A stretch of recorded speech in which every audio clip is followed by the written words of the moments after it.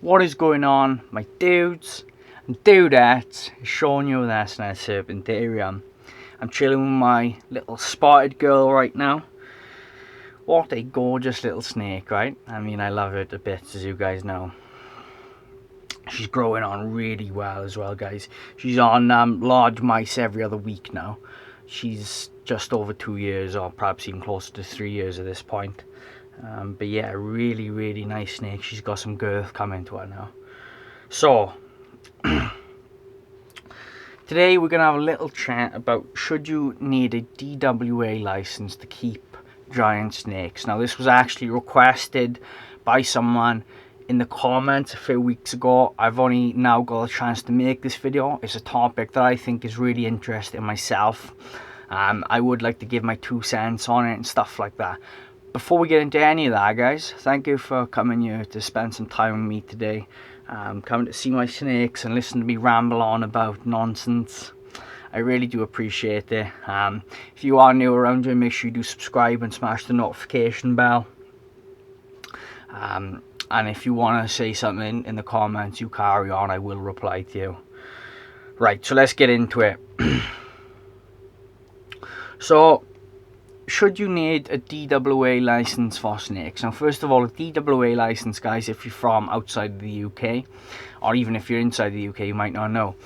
In the UK, we've got laws stopping you from getting certain species of animals, such as venomous snakes, crocodiles, anything that's perceived as dangerous by the government. So the thing is, what you've got to do to get a license is you've got to do a course, and then you've got to make the setup you're proposing to keep the animal in. You have an inspection. If the inspectors say, yeah, this is great, it's good enough, it's secure enough, it's got enough locks, it's appropriate for whatever animal that it is you're proposing to keep, then you'll get the yes, and then you've got your DWA license. And that's the sort of protocol that you have to go through in the UK if you want to keep something like a crocodile or I don't know, king cobra, something like that. That's the protocol you've got to go through. A lot of people are going to argue here. There's a lot of good points on both sides, I think, for this. Ultimately, no. I don't think that you should have to have a license, a DWA license at least, to keep big snakes. I can see the reasons for it. The reasons for it would be stuff like, well, they are kind of dangerous in the wrong hands if people don't know how to handle them and stuff like that. Obviously, you've got too many people buying them. A lot of them are getting dumped and mistreated and all sorts like that. And I can see the point. But I don't think that they classify as dangerous myself. So that's the reason I'm saying no. Because they're not actually dangerous. Even, like, say now if you took something like a king cobra and you give that to someone that didn't know what they were doing, and you give the same person in a parallel universe, you give them a retic or a berm instead, the king cobra world, they probably are going to die. In the berm or the retic world, they're probably going to be alright. So that's sort of my attitude towards this. Very different. Or at least they're going to be in big trouble. Perhaps not dead, because there is, obviously ambulances and stuff like that, but they would be in a lot of trouble with something like a king cobra or any venomous snake compared to a large constrictor. Obviously, I think really the best thing to do for these big snakes is, for one thing, less people need to be breeding them. Far too many people are breeding these giant snakes at the moment. When I went to Doncaster, the reptile show a few months ago, there was so many retics there. It was absolutely disgusting. And you walk up to these tables. The breeders are very friendly and stuff, right? But they don't ask the potential buyer enough questions. They don't say, look, do you realize how big this snake is actually going to get? What are you going to keep it in long term? And the reason they can't really do that is because they know if they start asking questions and talking people out of getting one, then what's going to happen is they're going to be stuck with loads of them because too many people are breeding them.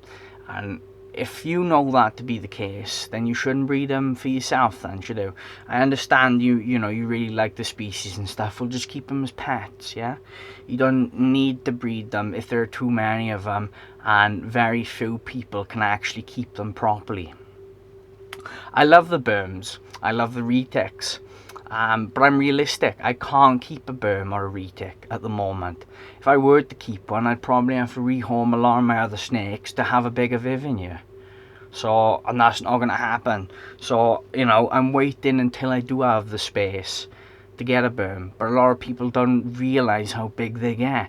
They turn up to these shows, see a little snake, you know, for 50 quid or whatever. Some of them are actually that cheap to buy. You can certainly get a lot of them for under £100.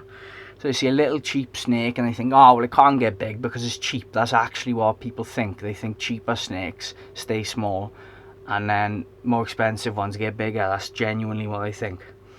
So they pick it up. Obviously the breeder hasn't asked any questions. Next thing you know, they're on Facebook, on groups asking, you know, what snake is this? How do I actually care for it? And you know, you just don't know what to do. You know, you know that person is not gonna, the chances are, successfully keep that snake for very long. If you go off the guidelines for feeding, for Burms and retics, if you're feeding them every week a decent sized prey item, the chances are by the time they're a year old they're 6 foot. By the time they're 2 years old, you know, you're looking at 8 to 10 foot probably, and then you are getting into some serious territory. Obviously you've got to have a big custom built rig at that point, and it starts to get a bit of a nightmare. This person that's never kept a snake before has no idea on what to do, so they just sell it or dump it. You know, if the choice is spend, you know, £500 to £1,000 on a vivarium, or just dump the snake that you spent 50 quid on because you can't sell it because everyone is wise to the fact that they can't house it, then, you know, that's how a lot of them end up getting dumped. A lot of people would actually take these animals in, that's the sad part, but people are too ashamed to admit they made a mistake. They're too proud, and that's where the problems come in.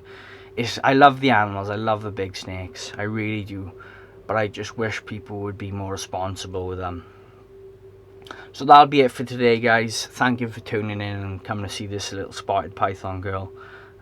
The irony of it is she's one of the smallest pythons and we've been talking of the biggest pythons. But yeah, seriously, I'll thank you for coming here today and spending some time with me. I do really appreciate it. And I will see you in the next video. Bye, guys.